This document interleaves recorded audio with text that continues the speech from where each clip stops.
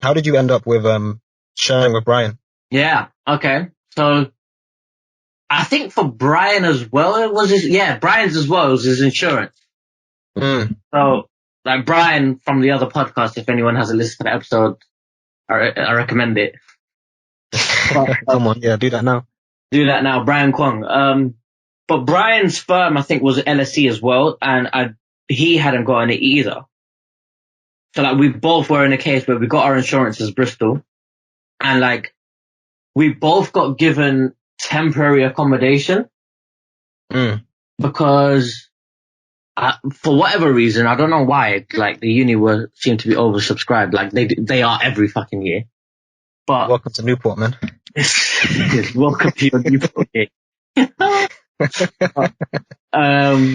So for that, in that case, like we were both given temporary accommodation, and because we had already known each other through the Bristol Insight scheme, and we had spoken during drafting our personal statements or whatever, we both knew each other's situation. So we both thought, let's just email the university to put us in the same room if we're going to have to share, because like they gave us temporary shared accommodation. It just depended on where. Like they still gave us the choice of choosing your top 3 accommodations, but they placed us in temporary in the end anyway. So me and Brian shared Hawthorne's. And to be fair, like it was a big room and it was big enough for the 2 of us physically, but I don't think it was big enough for the both of us mentally, because like you just do need your own space. Like it's very hard to share a room, but like, yeah, it was half the rent and it was only meant to be like a 1 to 3 month situation, a 3 month at most. But Ended up being the whole year. Because we knew each other, it's all right. It's working. It's half the rent. Like halving the rent was probably the biggest factor, but like considering all 3, like it was just worth seeing out the whole year, because why not like we saved like at least like 3 grand. And considering how expensive Bristol is anyway, like it was well worth the investment. Like well worth the sharing of accommodation anyway. Yeah.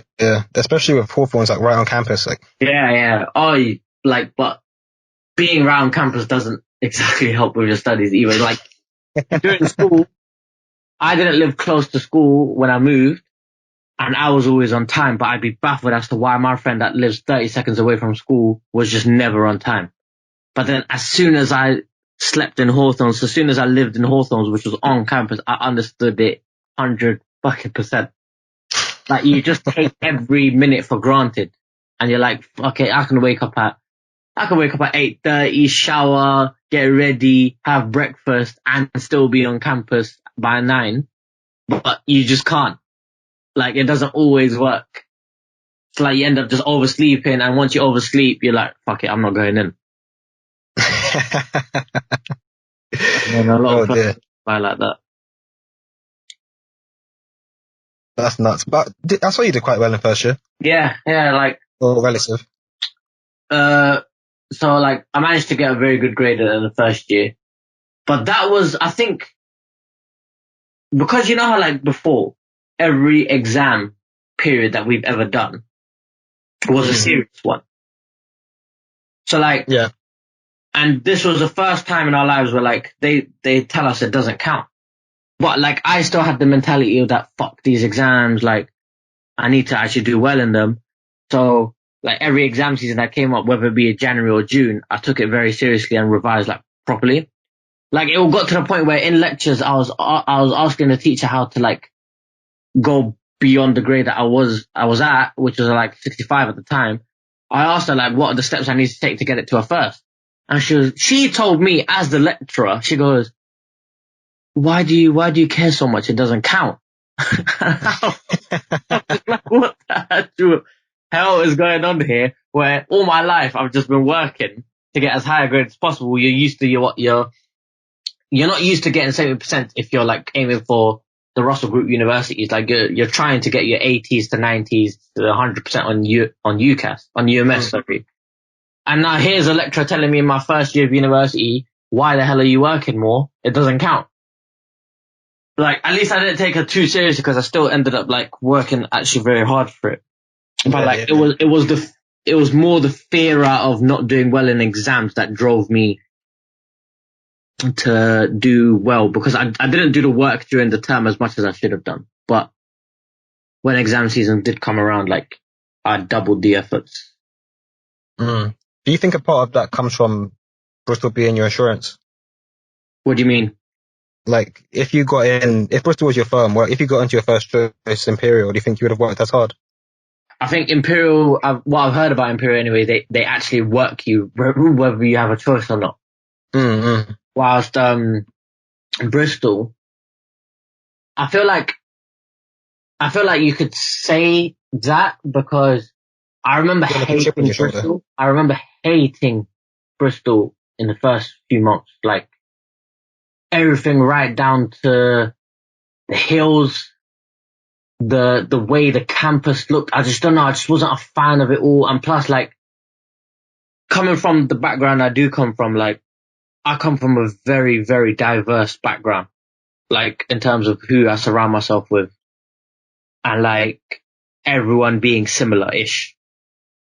But then I feel like this is more of a university thing in general, but like coming to a university where I'm looking around, and other than like Brian, my roommate, I'm going outside and I'm just seeing people that I just, honestly, I wouldn't know if I can click with them or not.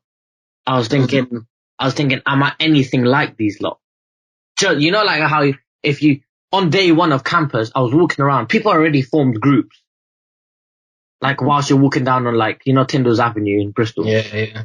And I'm just seeing people in groups already. I'm walking by myself. I'm capturing like murmurs of conversation, like snippets of conversation. And it's just nothing like nothing like I would have done. Like, no conversation that they were having around me would be the conversation that I'd be having with my mates. Mm. I don't know, everything right down from the way, like, they spoke, their accent, the way they spoke to their friends, what they actually talked about. Like, I felt like, I don't know, like, am I in the wrong city?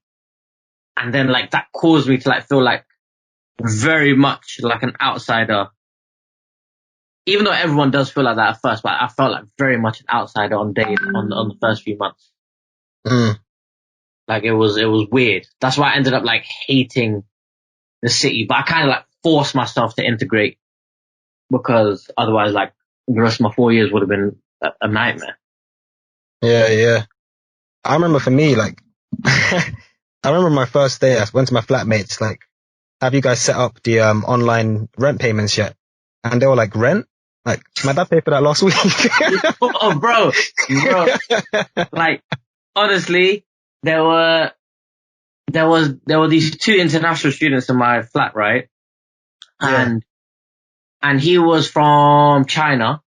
His name, I don't want, like, let me not say his name, but like, he was from China, and like, he was having issues with his online banking, and he asked me to help him out.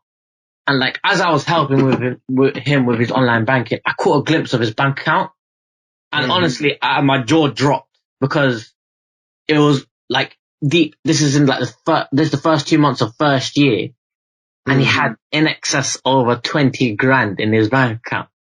And honestly, I felt so shocked just when I saw the figure, because obviously, when max student finance minus the rent, minus living expenses, you're left with basically nothing. Mm. In like, if you get max student finance and your rent. But like, and I'm just seeing people talk about rent as like their parents paying for it. Like, their parents pay for tuition fees. And honestly, it does make you feel like, wow, where the hell am I? Because I've never known wealth like this in my life. Like, back in school, you hear about, obviously, like, in a working class environment, you hear about like the rich people, Yeah, yeah. the people that have it comfortable. You're like, yeah, of course they exist. And then once you go to university, you realize that they exist, and how different they are from you because of the fact that they've got X amount of wealth is crazy to me. Like, it was nuts just seeing people that have parents that could pay for their entire tuition fee plus their rent so that they can just spend university doing what they do best and doing what they love and explore society. Like, honestly, when you joined Bristol, did you picture yourself joining bare societies? Nah, You didn't. nah. I mean, because I knew you had to pay for it. Yeah, so I didn't know you had to pay for it. So when I joined the societies, I was thinking, yeah, it'd probably be reimbursed as it always is. These clubs hopefully tend to be. I wanted to join, like, on Freshers Fair, I wanted to join, like, skydiving. I wanted to do rock climbing. I wanted to do football. I wanted to do futsal. And then I registered for the taster session. You go to the taster session, you enjoy it. And then they just slap you with the information at the end of it. Like, yep, the membership this year will cost £159 and a down payment of like 50 quid for each and every society that you want to go for. Like, for the football team, I think you have to do like £400 for the year. Yeah, because you have to buy gym membership, don't you? Yeah, you have to like do all the gym membership. You have to pay for the coaches. You have to pay for the travel expenses. You have to pay for that kind of like insurance scheme. You have to pay for registration for the league. And honestly, you get outpriced. I got outpriced immediately to doing the things that I loved. It was crazy, man. Like, just seeing how much like working class people are marginalized at university is just, it's like, it's a bit messed up, but you just see how much of an impact it has on your university experience. Yeah. Because for me, like, because I firmed Bristol. And when you firm them, they give you a lot of emails, like, from January till you start, basically. Oh, yeah. I didn't get any of those. Yeah. Yeah, that's messed up. They had information on, like, how societies cost, their gyms cost and whatnot. Yeah. All the information was sent out. I don't know why. I just pictured university to be this utopia of free shit. Because I'm paying 9K. Because I paid 9K tuition fee. I just expected things to be included in that, like gym, like football. But that's the way it's sold, to be fair. Alas, like, I thought that was just me, the way it was sold to me. Because I just assumed I'm paying for like an all-in-one, all-inclusive package here. I thought that as well, but then I was checking the emails when they, like, throughout the summer, and it's like, get a lowdown of what societies you can join now. So I'm looking through it. I'm like, okay, badminton, that sounds cool. £200. All right, never mind. And I went through every single one. Exactly. Added up the price, and I'm like, nah, I can't. I couldn't even. You can't. This was like early May. Yeah. And it's something that universities do need to keep an eye on, because like a lot of people that are from working class backgrounds, despite having max student loan and despite receiving a bursary from the university, simply can't afford to have the luxuries that a lot of students do have. Like, and if anything, we view it as a luxury because we're outpriced. But for other students, it's just a normal uni experience that you should be doing these things. Like, it should be part of the norm. But for us, like, honestly, it was a luxury if you could afford like the membership. Like, I only found out last year, I think it was through you or through Josh, that we get cheaper gym membership for campus. Yeah, like you get for students with the max bursary, you get like cheaper gym discount. But my problem with that is, yes, it's good that you have the discount, but it was in no way publicized at all. Like, you would never think that they do have some sort of discount like that. I had to hear it through word of mouth rather than a university emailing me saying, look, you fall under this, the max bursary sector of the university. Here's like your benefits that you could like claim. But no, I had to hear it through word of mouth like 2 years later. Exactly, yeah. You do need to like spread the awareness that they do have these kind of schemes. And they need to make it well known to the people that actually do need them. Because otherwise, like, you could be ruining so many people's uni experiences that they just didn't need to.